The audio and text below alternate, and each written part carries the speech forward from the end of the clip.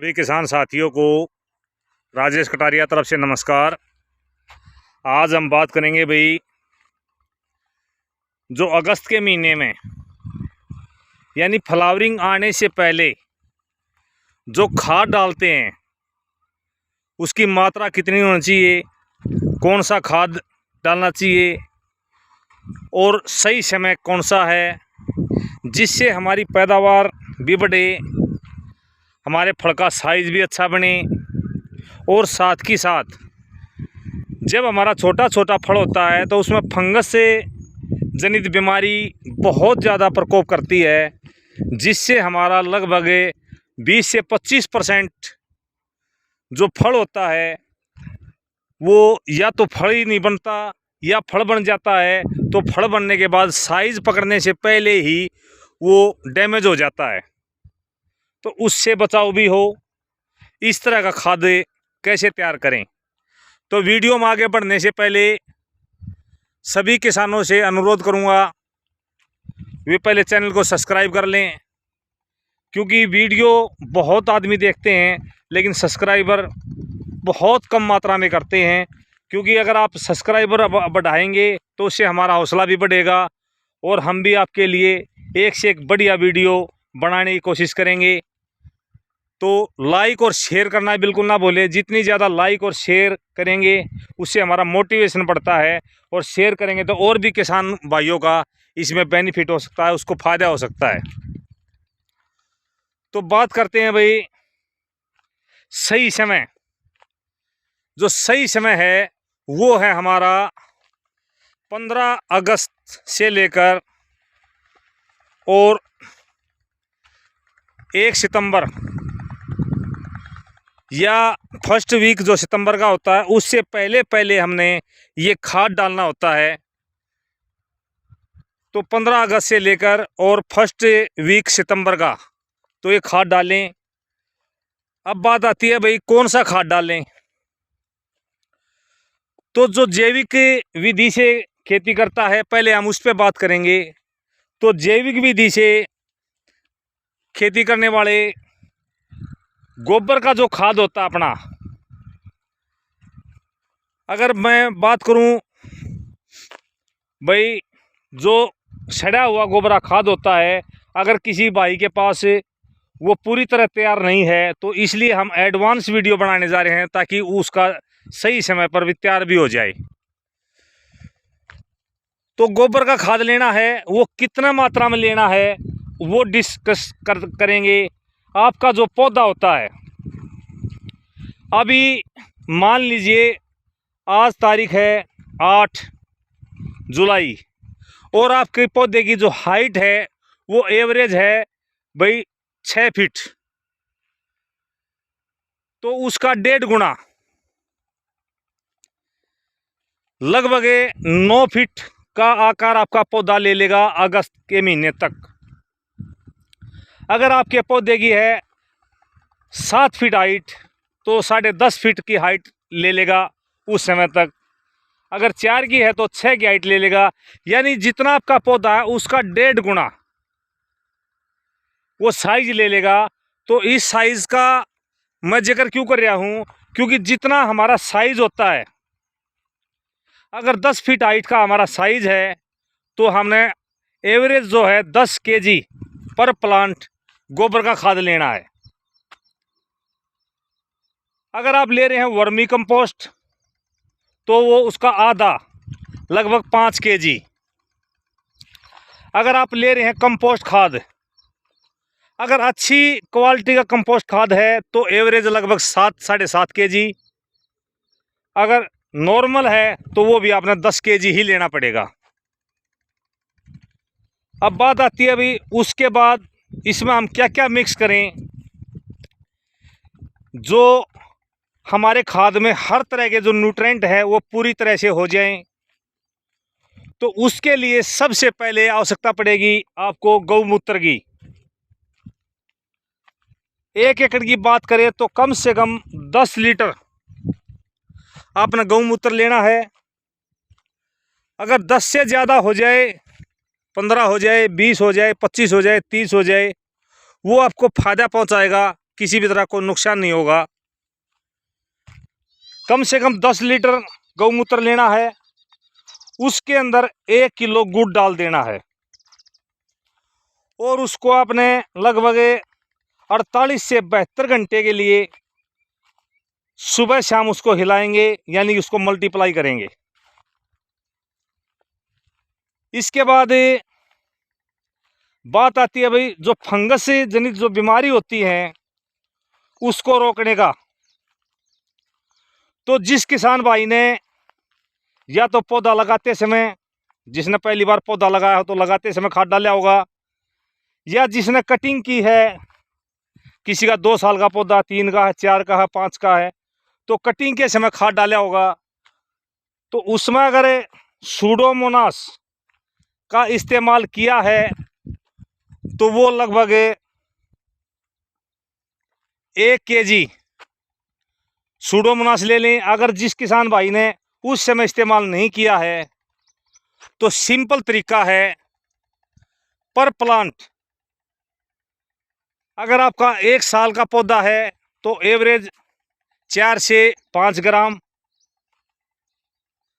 अगर आपका पौधा 2-3 साल का है तो 5 से 6 ग्राम, अगर आपका पौधा 3 साल से अबो है, क्योंकि जितना पुराना पौधा आता है उतनी ज़्यादा शाखाएं निकालता है और उसकी हाइट भी ज़्यादा होती है, तो उसके अकॉर्डिंग उसको ज़्यादा डोज देनी पड़ती है। तो लगभग 5 से 6 ग्राम, 7 ग्राम के आसपास पर प्लांट। एक नॉर्मल तरीके की मैं बात करूं तो लगभग एवरेज 2 से 3 kg के बीच सूडोमोनास लेंगे। सूडोमोनास को जो पाउडर रूप में होता है उसको हमारा जो गोबर का खाद का जो ढेर होता है उसके ऊपर छिड़काव करेंगे, उसको अच्छी तरह उसके अंदर मिला देंगे। इसके बाद बात आती है भाई, कई बार क्या होता है न्यूट्रिएंट की जो कमी होती है वो हमको पता नहीं लगती, हमारे पौधे में किसकी कमी होगी है।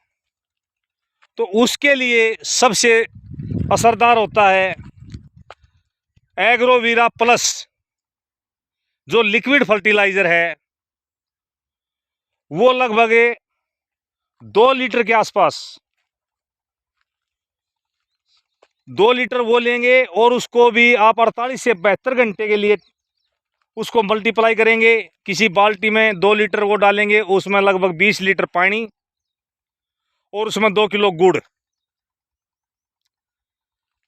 अगर वो किसी किसान भाई के पास अवेलेबल नहीं हो पा रहा है तो हमसे संपर्क कर सकता है, या वो एग्रोवीरा प्लस की जगह सागरिका लिक्विड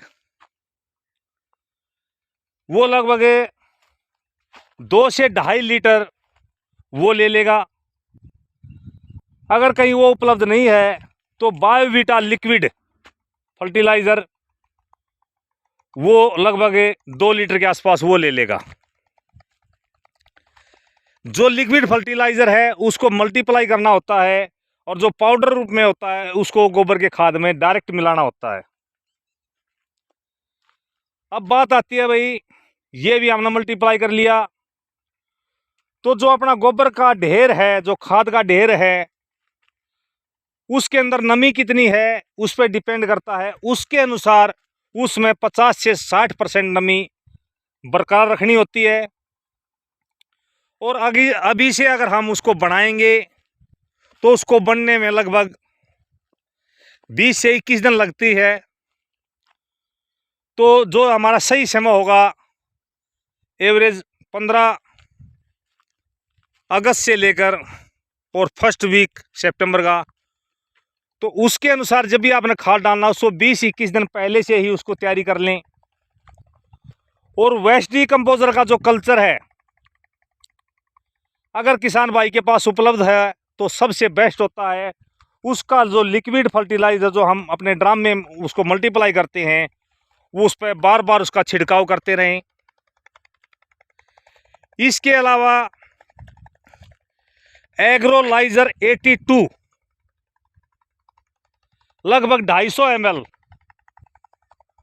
उसको लगभग 10 लीटर पानी में मिक्स कर लें।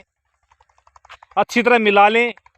मिलाने के बाद अपने खाद के ढेर के ऊपर पूरी अच्छी तरह से उसका छिड़काव करें ताकि कण कण में अच्छी तरह वो मिल जाए। अगर ज़्यादा नमी नहीं है आपके खाद के अंदर तो उसको ज़्यादा पानी के अंदर आप मिक्स कर सकते हैं। नमी होना बहुत ही ज़रूरी है। अगर नमी कम होगी तो जिस रेशो से हम अपना खाद बनाना चाहते हैं उसके अंदर वो रेशो उत्पन्न नहीं हो पाएगी, जिससे हमारा खाद अधूरा रह जाएगा। तो 50 से 60% नमी बरकरार रखनी है। इसके बाद जिस किसान भाई ने लेट अपने पौधे लगाए हैं वो लगभग 4 से 5 केजी माइक्रो राजा का इस्तेमाल कर सकता है।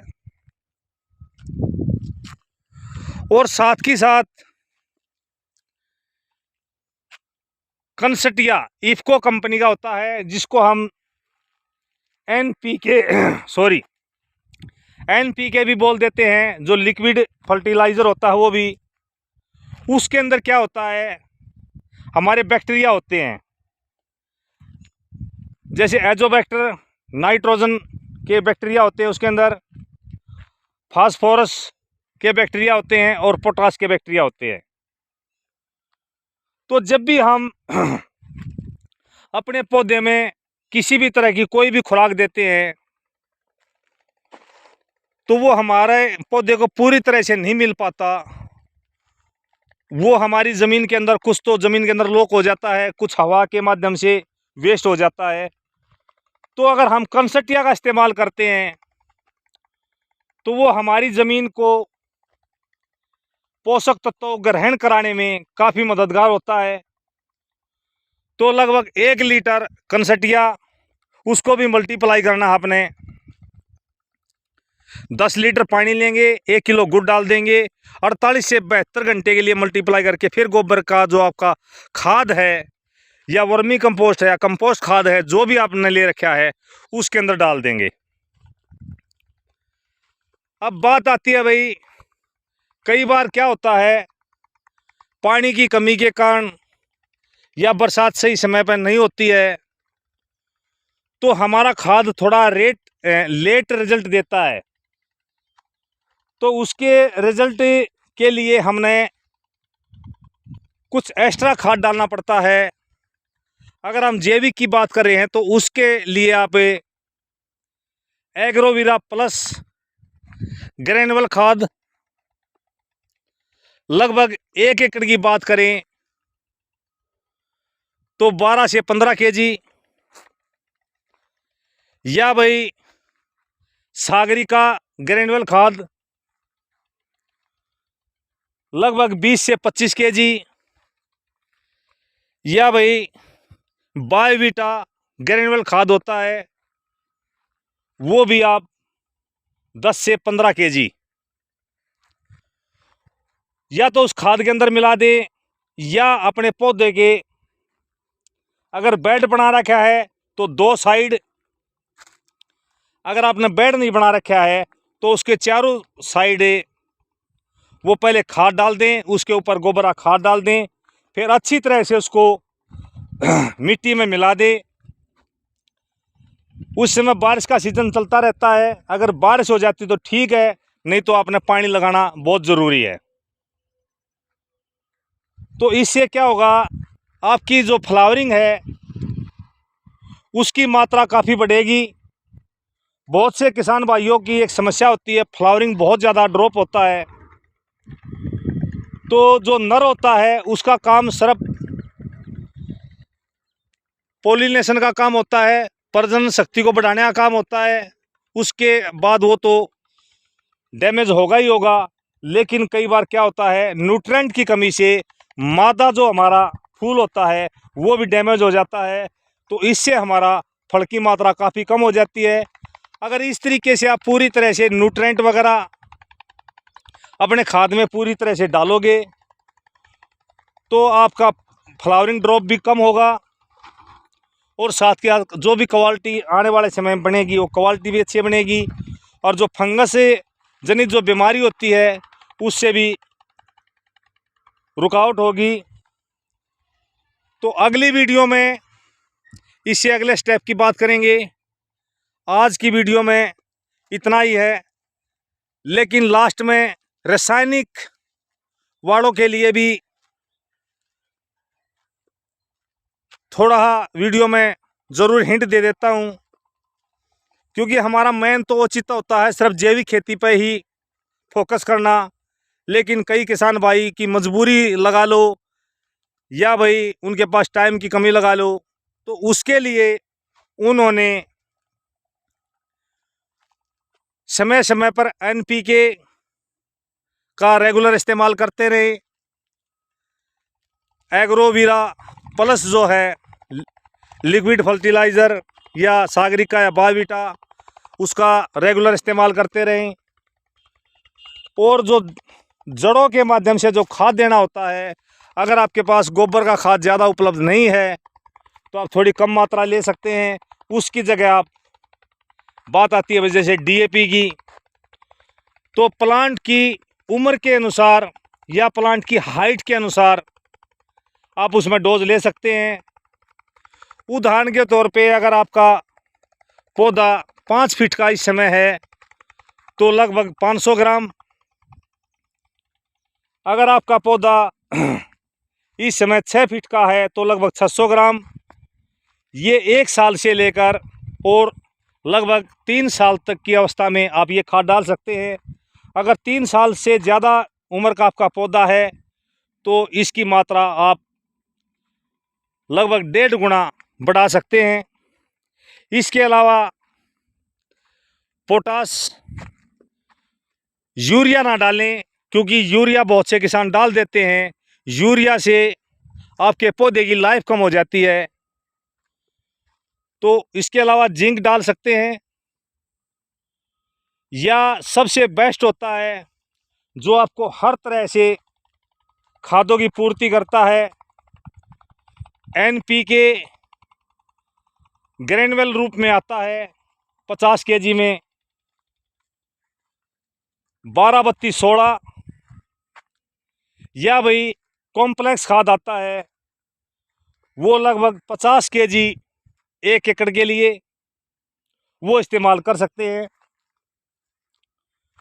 तो धन्यवाद दोस्तों, वीडियो लंबी होती जा रही है, बाकी जानकारी अगली वीडियो में शेयर करेंगे। धन्यवाद। जय हिंद, जय भारत, जय माता दी।